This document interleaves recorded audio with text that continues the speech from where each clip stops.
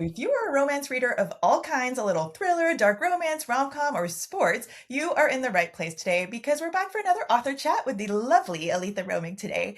She is a New York Times, Wall Street Journal, USA Today, all the things bestselling author with more than 60 novels across various genres: dark romance, romantic suspense, thrillers, romantic comedy. But before writing full time, she balanced her days as a dental hygienist with nights spent crafting those stories that she loves.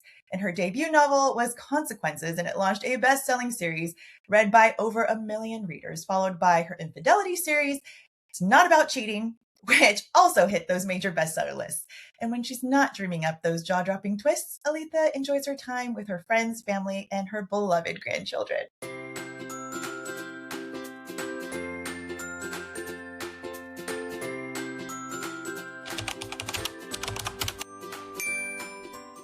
Welcome, Aleatha. Hi, thank you for having me, Amy. Of course, it's a pleasure to speak with you. And I know I just shared quite a bit about you and your journey. Mhm. But for those meeting you for the first time, can you share a bit more and how you came to where you are? I started writing in 2000, well, actually about 2009. At the time, my husband was a lumber salesman and I was a dental hygienist. And I don't know if anybody remembers 2008, 2009, but like the economy kind of crashed and he lost his job. He had to start working third shift because our younger son needed to have insurance, and he was gone. And then I was home alone with a little boy, and he went to bed at 8 o'clock. So I decided I could either just sit on the couch and watch TV, or I might try to write a book. So I thought, why not? I'll write a book. And my daughter, who is a psychology major, later said that I wrote the book because I could control that world. I couldn't control my own world, but I could control that world. And I think she's possibly right. And that was what brought Tony and Claire into the world. Okay, so now I have to ask, did you always want to be a writer? Have you loved books and thought about it? My husband says I did. My husband and I have been together since we were 16, and he said I used to talk about writing. I don't necessarily remember that, but I love it. I absolutely love it, and I think it was just something I thought I'd try. Honestly, I didn't know that anybody other than my mother would read my book, and so it was kind of shocking when it started doing well. And I'm thrilled, and it's all because of the readers. And I would say back in that day, it was the readers on Goodreads. I mean, they just really jumped on board, and they were amazing. And so everybody wanted to know. I thought I had written a psychological thriller. Apparently, I'd written a dark romance. And everybody kept asking me in the beginning, "Where's the HEA?" And I'm like, "What is an HEA? I don't know what an HEA." So finally, it hit me. I'm like, "Oh, happily ever after." All right, so that's how my one book turned into 3 books, turned into 5 books, so that we could get that HEA. See, I haven't been able to start. I've read a few of your other books and we'll talk about them, but I haven't been able to read Consequences because I'm not normally a thriller person. But then I'm worried about the trigger warnings that are in there because I'm not like a huge domestic abuse, kind of Mhm. thing. But for people like me, can you convince me? The thing is Tony's not a nice guy. I mean, like anybody that loves Tony in the first book, I kind of worry about them, and they need help. They really do. And but he's not. But he gets better. But the thing is, it's not one of those stories where it's like bad guy meets girl, and oh, he falls in love, and now he's a nice guy. Their story actually lasts 8 years. It's a long process for him to finally get to where he gets to. But he does. There 40% of book one is the most horrific scene. As a matter of fact, back in like the early 2013s or so, different publishers wanted to pick it up, but they wanted to take that scene out. And I'm like, no, I'm not going to take that scene out. That's really an important scene for this book. And so I kept it independent. And so I would say if you can make it past 40%, you're good. So 40% of the first book. And that's why when you said the series Infidelity, not about cheating, Tony was such a terrible person. And I started writing Infidelity, which is actually the name of a company. And I mean, all these people who love Tony were like, I can't read that. I don't do cheating. I'm like, wait, you put up with Tony, but you can't do cheating? But it's not about cheating. So I literally had to put that out in my ads. Infidelity, not about cheating. So Oh, now that and sorry, now it's connecting because I read Silver Lining, which we'll talk about later. But yeah. then things are interconnected in all So your. Well, Some maybe of not them are. all. I mean, they're like the consequences people are only in their series. Mhm. The infidelity people are not only in their series, because you're right, there is a connection in Silver Lining, which there's also a connection. Silver Lining is a um, branch off. I can't think of the right word, from my Sin series, which is Red Sin, Green Envy, Gold Lust, and Black Knight.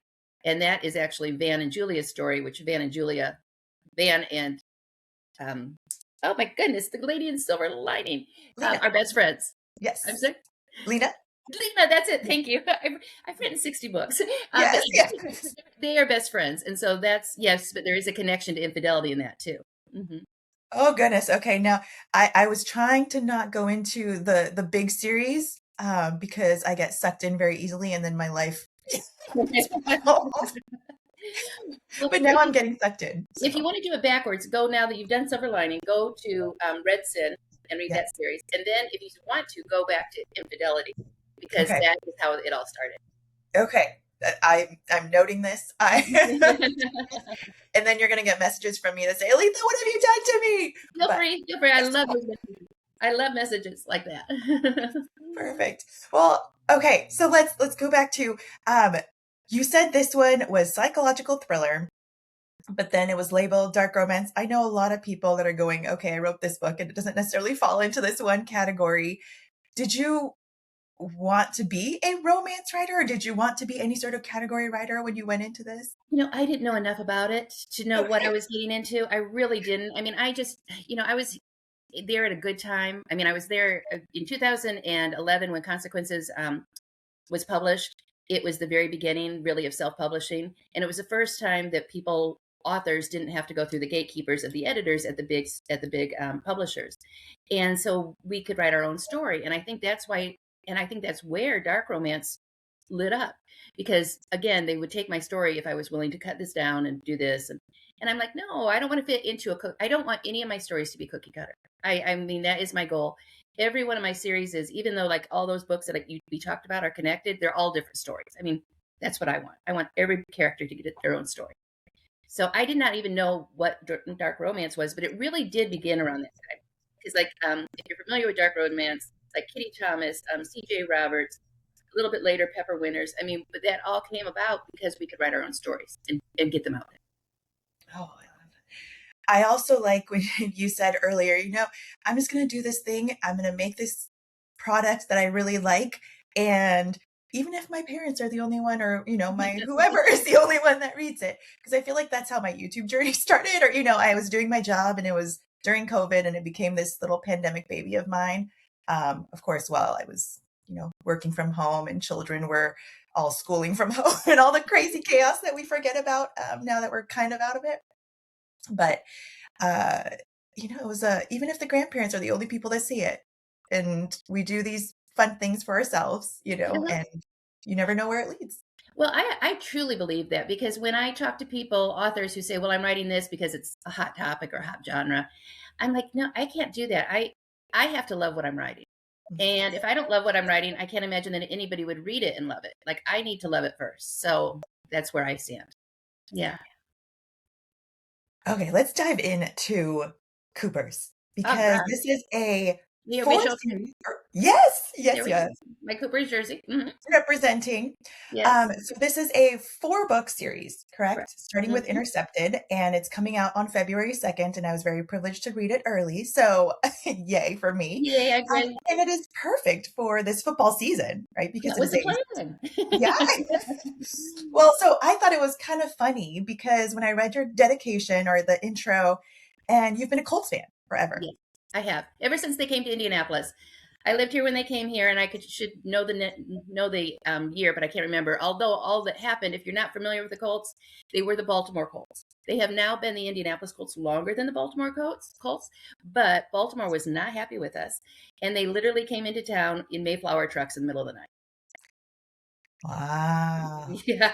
So Oh, the yeah. So drama, the yeah, NFL there's drama. a little history of the Colts there. But yes, I'm a huge Indianapolis Colts fan. And when this year we now have our owners are three sisters, and having a woman in charge, and one of our owners, Carly Ursay Gordon, I always remember her last name. She it stands on the sidelines. And she has been doing that for years, even when her father was in charge. But she was my inspiration. I mean, this is not about her. Carly's married, has 3 kids or something like that. She's not going after a single quarterback, but she is my inspiration for V's character. Oh, I love that. So the other thing I was giggling at is because obviously you wrote this book before all the Phillips River stuff. I did, but you know what? I thought it was if Philip Rivers would have done well, I was like freaking out because I already had my covers done, Yeah. and he was number 17. Oh, And I mean, I contacted my cover designer. I'm like, oh my gosh, Philip Rivers is number 17. If he does great, this is going to be wonderful. Yeah, that part didn't work out. well, we were giggling because I grew up in San Diego, and so my husband just came over and said, "Hey, I don't know if you read the news, but this name might ring a bell. He's coming back. he's Mhm. he's kind of older, He's and so we were just laughing. Of course, he has 10 kids and whatnot too. Oh my gosh, But yes. And then I just wish he would have won a game because it would have been nice of the Colts to win a game, but also like he would have his whole family there at the stadium, and he'd have like he brought his whole football team one time because he's a high school football coach now. Yeah, it was he just did well, so we were rooting for him. I thought he did a good job. It's just that honestly, we not the Coopers, we the Colts had so many injuries, and it was a rough year. Yeah, there's a lot of things, yeah, that has happened to a lot of teams, and whew, it's a mashup out there. It is. It is. It is. But Nonetheless, yes, but I would have if he would have done well, it would have just really. I was like, come on for my story, you can do this. for my story.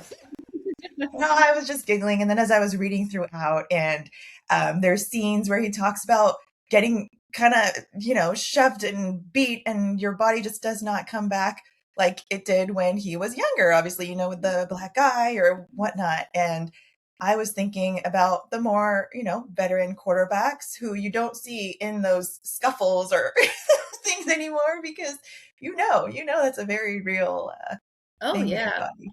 it is. I mean, it is. And I'm like I said, I've watched the Colts forever, but I mean, I am a football fan in general. I love football, so um, it was so fun to write that genre, I guess. But it's not really my book and my series isn't just a sports romance. There's so much more to it. It's basically on the pattern of my Sin series or Infidelity, where there's billionaires and business and all this stuff that's going on. It just happens to be that the business is football. I love the character because, like you said, she is in it. She is, doing all these things, but also there's the drama with other people, family members, and the males that want to look down upon women like they don't know as much Yeah. and all of that. So I was going, "Oh, you go, girl." That's great. She is V is awesome. I'm loving writing her. I really am. Yeah, and I'm enjoying Finn too. Yes, yes. So the 4 books are all part of the same telling of the story, right? It's not different people's stories. It is one story that's all the way through. Right. Yeah. At the Which end, is what most of my older series are. Like Sin series is that way. My Infidelity series is that way. Consequences is that way. So this is classic Aletha. And the reason I do it, I know people say they hate cliffhangers, but when you read 4 books and you're the same people, you get so much more from those people.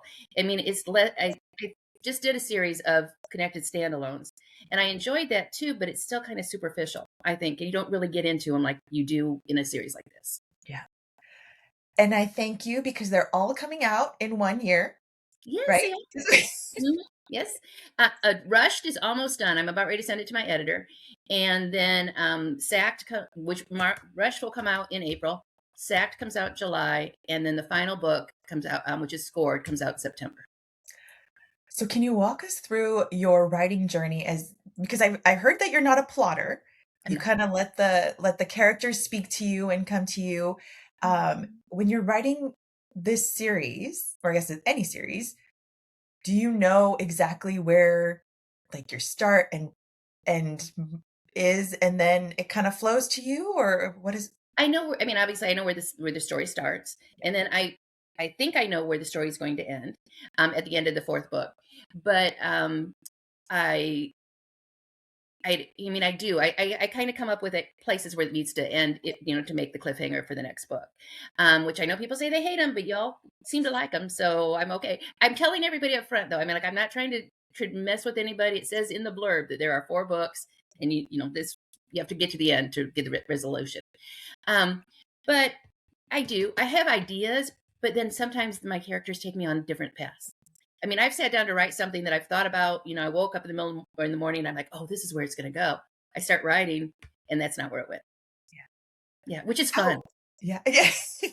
How long for you is this writing process of putting pen to paper or, typing, whatever the equivalent is, to actually submitting? It depends on the story. I mean, some stories go really, really fast. Other stories, it takes me longer. And especially, like, I noticed right now I'm nearing the end of the second book. And I'm like, okay, well, this one's going to end up being longer because there's more things I want to fit into this. And I mean, I just like they're just talking to me so much. And there's things I want to make sure I get in this book before we get to the next book. So it's like, I mean, it depends on the story, really. Mhm. I'm just curious because you already have these dates that it's going to come out, and then you're still in the process. Yeah, no, I'm a masochist. That's I am. I mean, because they're self-imposed. They're self-imposed deadlines but I've already set them, and then my audio has been sold, so I need to make those deadlines for them, and I did it to myself. But honestly, if you ask my children or my husband, they'll say I work better under deadline. I really do. I'm like, okay, now I'm more. I can't not do this. I can't decide. Okay, let's go to the mall today. I've got to. Nope. I've got to keep writing. Yeah. Okay. Now I kind of want a tangent because for like your children, I guess your children are already grown, Yes. but obviously some of these books you don't want your grandchildren to read for a while. Everything. So when people find out you are a dark romance, thriller writer, do you get any sort of like immediate responses? What is your response? What's funny is, I mean, I've lived in the same community, in the same house for over 30 years. And, oh gosh, longer than that, 34 years.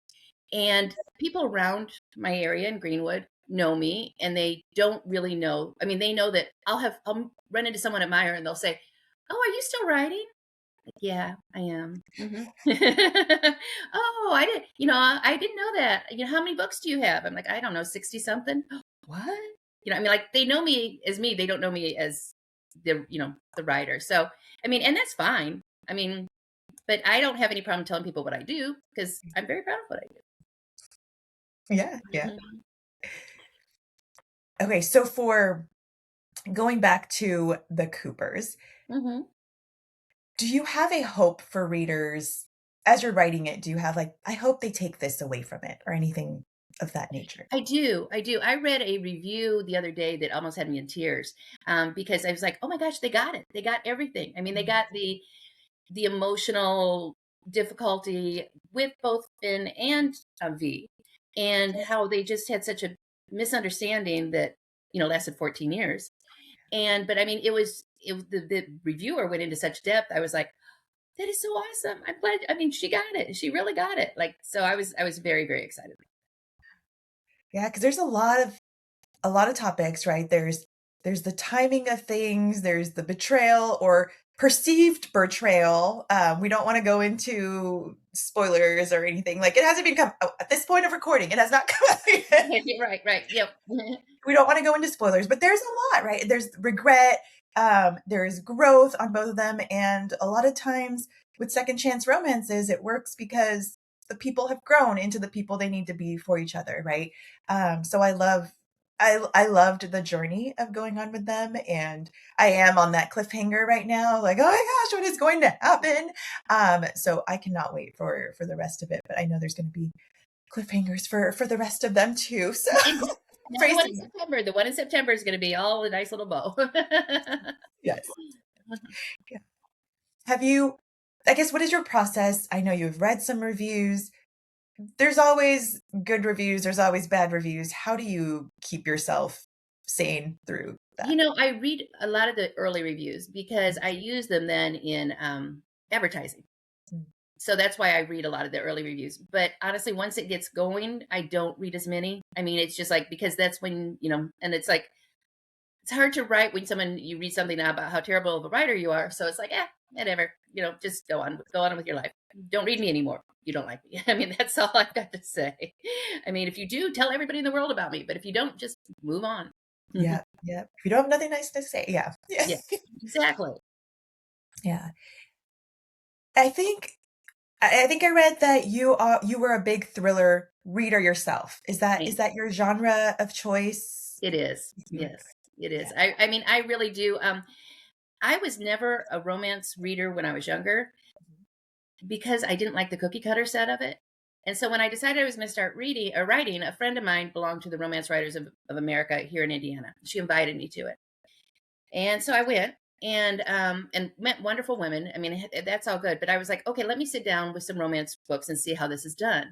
And I literally had like six different authors, six different books in front of me. And it was like chapter 1 through 2, they meet on everybody.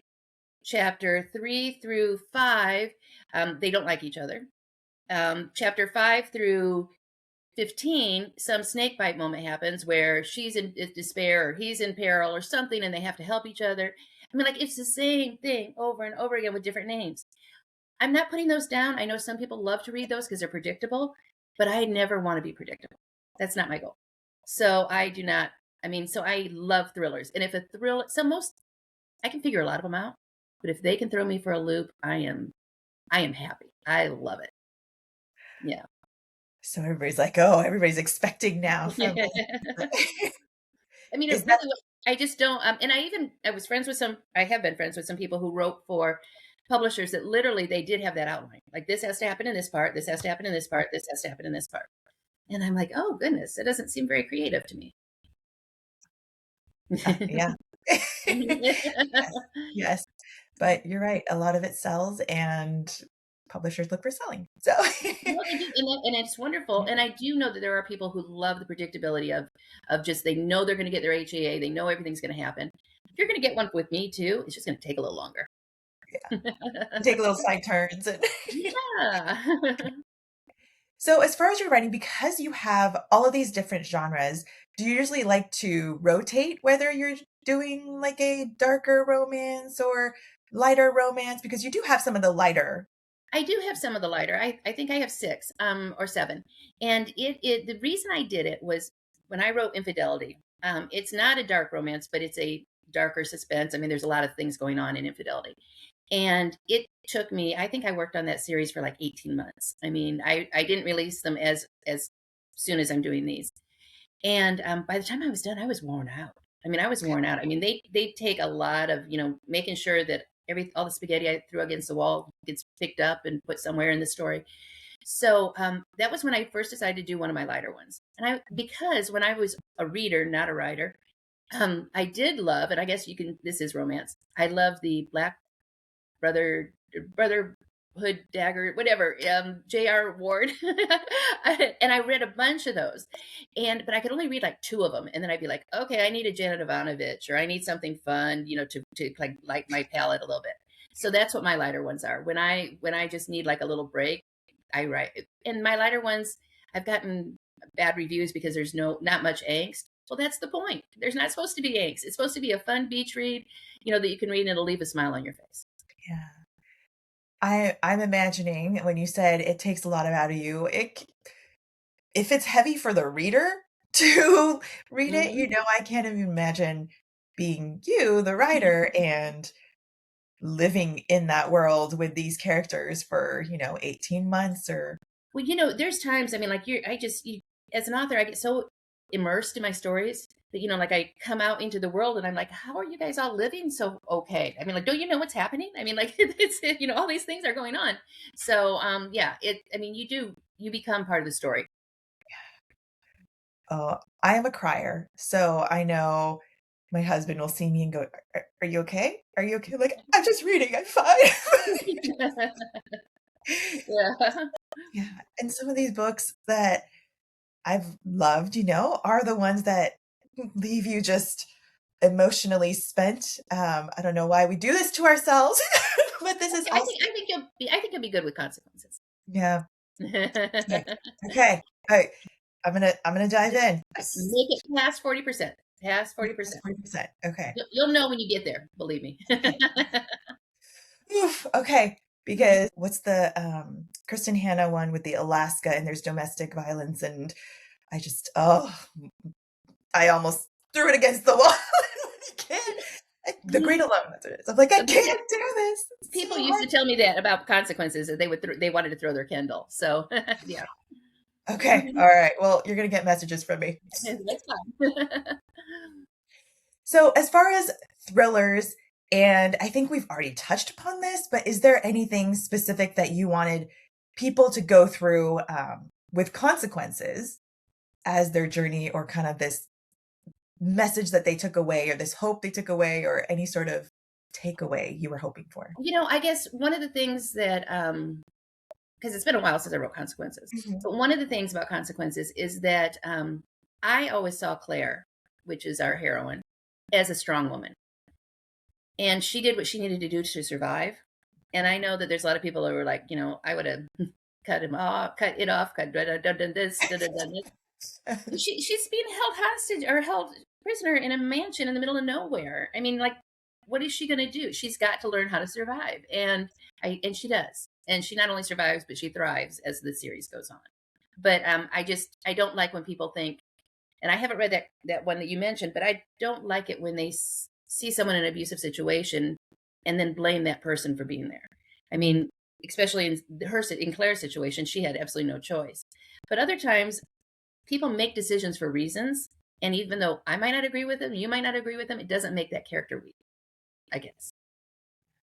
And I will say, I appreciate that for the books that I've read of yours, of strong women who have their own roles. And yes, they love the romance and they kind of have to let that in because, they are these strong women. And I have worked in the corporate world for as long as I've known, but I also like to be taken care of. And I also like, there's different aspects to women. And I love that those are written in your Well, books. the two books that you've read actually have two of my real strong women. I mean, obviously V is very strong, and then Lena is very, very strong. And Lena has a lot of history, and it makes it really hard for her to open up to somebody. And just happened to be the right place and the right time for her. And Oh, that's Silver Lining, in case anyone wonders what the title is. And it's my reverse billionaire romance. She's the billionaire, not him. yes. Mhm. Although, but he's also, well, anyway. Well, he's a millionaire, Yes. and he because the story starts out with this. He and his brother sold their company, and he got lots and lots of money, and he considers that a lot of money. And now he's worried that he'll never find anybody because they'll be after his money. And so, she wasn't after his money. She was, I won't say that last part. She wasn't after. Mhm. And I guess I didn't necessarily do a premise or ask you to do a premise of Intercepted. Do you want to give our listeners just a quick, what is Okay. Intercepted about in Yeah, the Cooper Intercepted. series? It's the first book in the Coopers, and the Coopers are a NFL football team set in Lexington, Kentucky. And the reason they're called the Coopers is because Lexington, Kentucky is part of the Bourbon Trail, and bourbon is really big down in Kentucky. And a Cooper is a person who creates and makes barrels for bourbon or repairs them. So that's why they're called the Coopers. Which that was my husband's idea. He loves bourbon and he loves football, so he was like, "This will work." So, but anyway, it does work. So they're the Coopers, and V is our heroine, and she is the only child of the owner of the Coopers.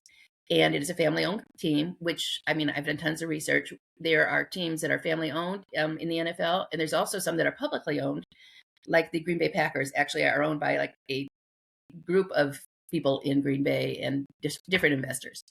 But so the Coopers are a family owned team. And in this family owned team, there's the Reed Hubbard, who is her father. His sister and her sister's husband are the kind of the top people right now. And V is a vice president of stadium operations, and two of her cousins also work for it. So it's a very big family business, and they all kind of have their specialties. Um, V was in a relationship with a guy named Finn at the University of Kentucky when they were in college. And then they had a bad breakup. Um, she says that he ghosted her and broke her heart. So the last thing she expects in the beginning of the book is to go in to watch the first or the second preseason game and find out that the Coopers have already hired this man named Griffin Graham, a veteran quarterback who's kind of on the end of his career, to be either second or third backup. And she's not for it at all because obviously not.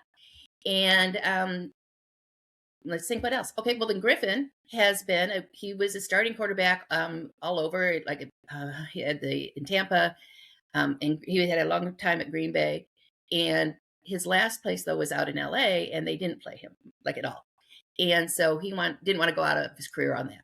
So he comes back and he signs with the Coopers, and that's where it sets up. That's where we're going, and then they have to work together. Drama ensues, forced Yeah. proximity, tension builds. And there is a lot of, I mean, if anyone's a Secession fan, there's a lot of that feel within the family. There's, it's not all smiles and love, even though they're all together in one family. And I love that you have already alluded to this, but all these things that you have experienced in your life or watch and wanted to put in one book, I love that, the inspiration comes from everywhere, Oh, really. it does. You could be walking down the street and something can hit you, or listening to a song, or anything, and it's like, oh, and that it was. I mean, the Indianapolis Colts when they started the season, we were 8-0, so we had a good start to the season. But my husband and I just kept talking about, the fact that there's a female owner and how neat this is. Now I don't think she's the only one in the league, but still, she's the one that we know, and so that's kind of what inspired this. And it seems like it's also a team effort with your husband with input on the Coopers. Well, he is a huge help on everything. He reads. He's kind of one of my beta readers, and so he has been a big help. I've done a ton of research on football, which you probably noticed by reading the book. But he would read everything too, and because he played football in high school. I mean, that was it. Oh, actually, not in middle school. He was a wrestler in high school, but anyway, but he knows the game, and so he would read it and be like, "Oh yeah, that works," or "Oh."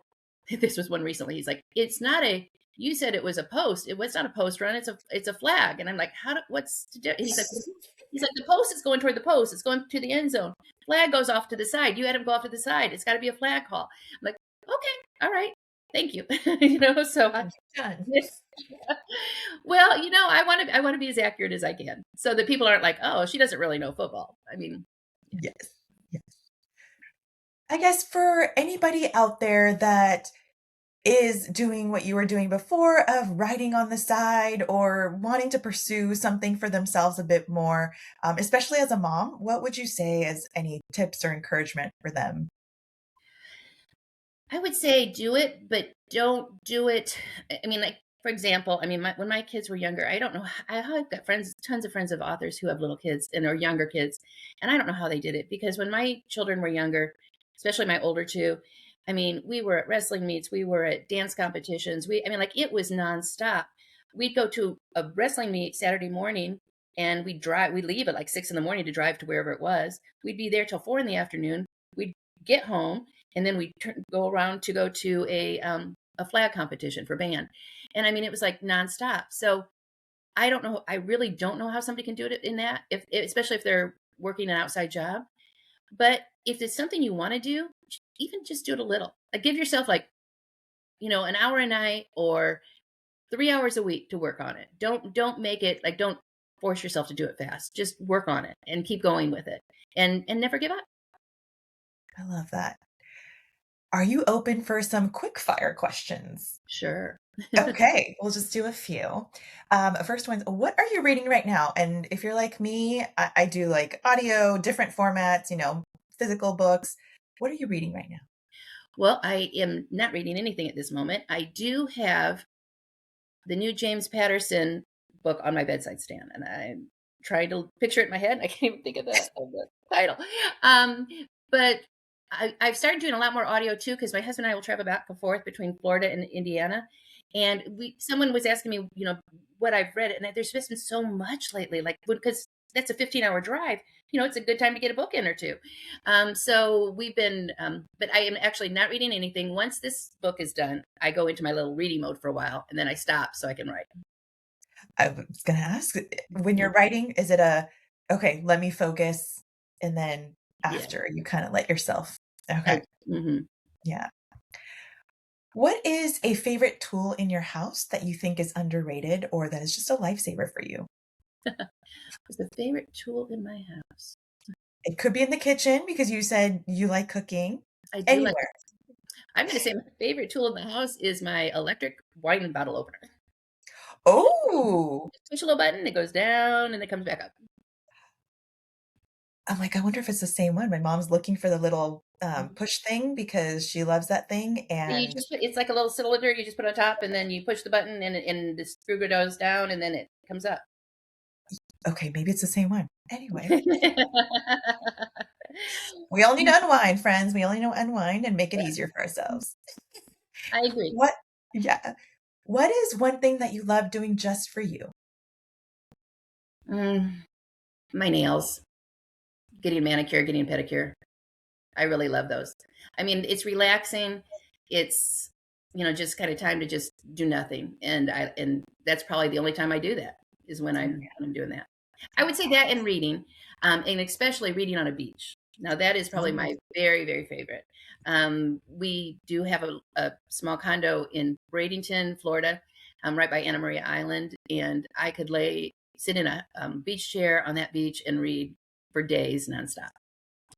And would you prefer a physical book or like a Kindle, like e-reader kind of? I love my Kindle because I throw it in my purse and I've got it wherever I am. I mean, if I'm sitting at a doctor's office or whatever, I've got my Kindle. Um, but I do love the physical books too. I really do. As a matter of fact, that's like I said, the Robert or yeah, James James Patterson that's Madison. on my bedside stand is a regular book. And I also bought Colleen Hoover's new one because it's more of a thriller. So those two are going with me to Florida. Oh. All right, last one. What is something you love doing or always do together with your family? um, you know, again, my children are grown. Or could be And with your husband. okay, Have well, family. It's yeah, open-ended, right? as I say, in my dedication, I'm just going to go with this because it's part of the theme, but it's true. In my dedication in Intercepted, I talk about the fact that football brings our family together. Our daughter and son-in-law live in Florida, and our other son lives over in Speedway, Indiana, which is not too far away. Sometimes we're together with that son. Other times we're all three in different places, but we are all together for these games. I mean, we have a family text message that goes just nonstop throughout all the games. And really, sports does bring us together. Also, I'm in Indiana, and Indiana won the national championship for football. And so again, that one we were all together, except my oldest son because he's a Purdue grad and he got his little nose out of joint. But that's I love that because my husband and my kids are also big sports people. I'm not as big of a sports person as them, but I love watching with them. I love, all these things.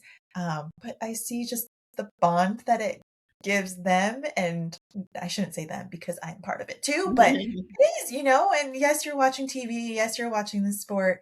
But it's really fun to see them get excited and well, it for my is, and husband to explain things. it's neat with our children, daughter and son-in-law, and grandchildren in Florida because I mean we're all 100,000 miles apart, and we're seriously all watching the same thing, rooting for the same team, you know, complaining about the same calls, all that, and it's fun, and it is bonding. I think it is. Yeah. Well, is there anything else you want to leave our listeners with before we sign off? No, but I hope you'll give the Coopers a chance. And I do know that they end in cliffhangers, but the one fun thing that I do is like the prologue of Rushed is the last few pages of Intercepted. So my goal on that, and people have always told my readers have told me they like this, is how when you sit down and watch a TV show and it shows you like last little things that happened, and you're like, oh, I remember that now. And so then you're back in the story. It's not like you were ever away. And the same thing, I hope the same thing happens with this series. I love that. Where can people connect with you further? Aleatha Romig which is AleathaRomig.com. I'm also on Facebook, I'm on Instagram, and I'm on TikTok. And we'll have all those links, but you heard it from Aleatha herself. That's where you can go specifically to get in touch with her, and she likes those messages. So if you've read and you I send her really the do. I love getting those messages. I'll turn on my phone or my computer in the morning, and I'll have all these Facebook messages like, "Oh my gosh, Aleatha, I can't believe that." Oh, and I'm like, I love that. I love it. I really do. Mhm. you heard it directly from her, friends. All right. Well, thank you so much, Aleatha. It has been a pleasure speaking with you. It has been a pleasure, Amy. Thank you for having me.